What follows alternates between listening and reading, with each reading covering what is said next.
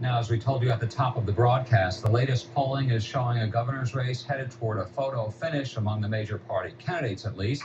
Joining us to talk about the race's final days are Democratic Assemblyman John Wisniewski and Republican Assemblywoman Caroline Casagrande. Welcome to you both. Thanks for coming in. Good to be here. Thanks for having us. Assemblywoman, can we start with you? The polls, if you believe them, are a dead heat. What does Chris Christie have to do to pull this out on Tuesday?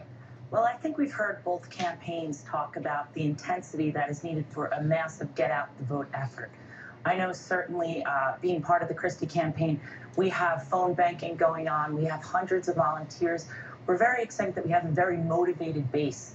Our phone banks are filled with people who really believe that this is a turning point for New Jersey, and they're there because they want to be there and they want to fight for New Jersey.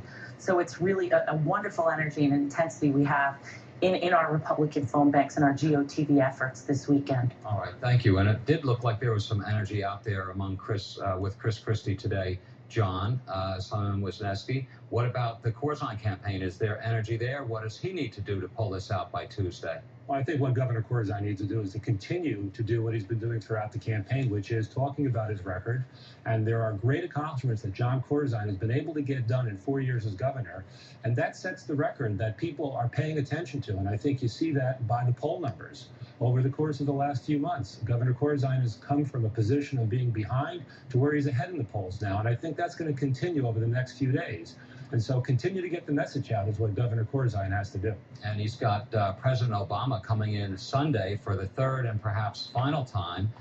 Is that the charm as well, John, for you, for your side? Do you think Obama is the thing to put him over the top? Well, I think Governor Corzine will put himself over the top, but I think we've had an enormously successful partnership with President Obama. New Jersey has benefited from the federal stimulus money, and Governor Corzine has made sure that that money is spent putting people to work in New Jersey. And as much as our economy nationally is in a bad shape, New Jersey is starting to come out of it based on the policies that Governor Corzine has put into place. Well, Caroline, as you know, some in your own party have said Chris Christie didn't rely on his star power, the star power available to him enough, especially, say, somebody like Christy Whitman, the former governor, especially with the women's issues as they came up this campaign. He's been rolling them out the past couple of days, though. Your thoughts? We've seen certainly new commercials with Governor Tom Kean, which certainly is a figure and somebody that a lot of New Jerseyans respect and remember towards a better time in New Jersey. But I think Chris Christie's message and his point is that people understand that Obama is not moving into Drumthwacket in January. John Corzine will be back there. So I think you can bring in all of these cheerleaders, but at the end of the day, people are smart enough to know who will be left to govern our state. And it will be not certainly some of these stars, but in fact, John Corzine or Chris Christie. You're both in touch with the campaigns. In a word, do you both agree that it's as tight as the polls say it is?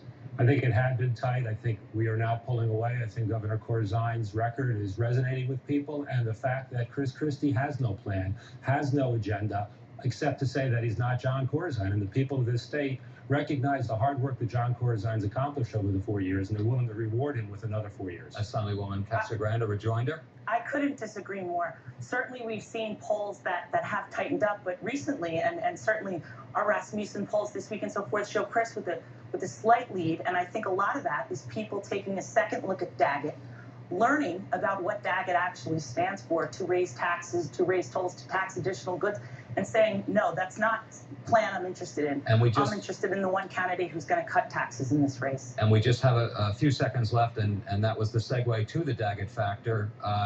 6 points, if you believe the polls. He could send this race either way. Where do you think he's taking from, or who do you think he'll hurt?